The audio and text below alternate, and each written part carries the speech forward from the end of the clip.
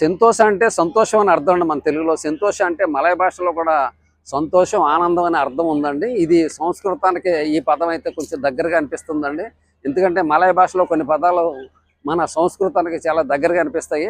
మలయలో కూడా ఈ సంతోష అంటే సంతోషం అనే అర్థంతో ఇక్కడైతే మా ఉందండి. అలాగే ఈ సంతోష పూర్వకాలంలో ఇక్కడ మత్స్యకారులు బాగా ఉండేవారంటండి. కాలక్రమేణా అది ఇక్కడ సింగపూర్ ఏర్పాటైన తర్వాత బ్రిటిష్ వారి అధీనంలోకి రావడంతో బ్రిటిష్ వారు ఇక్కడ తమ యుద్ధ క్యాంపు అయితే ఏర్పాటు చేశారు. వార్ బేస్గా దీన్ని ఏర్పాటు చేసుకున్నంత కాలక్రమేణా జపనీస్ వాళ్ళు దీన్ని యుద్ధ ఖైదీల యుద్ధ ఖైదీలకు ఆవాస కేంద్రంగా ఈ సంతోష్ ఐలాండ్ అయితే మార్చడం జరిగిందండి.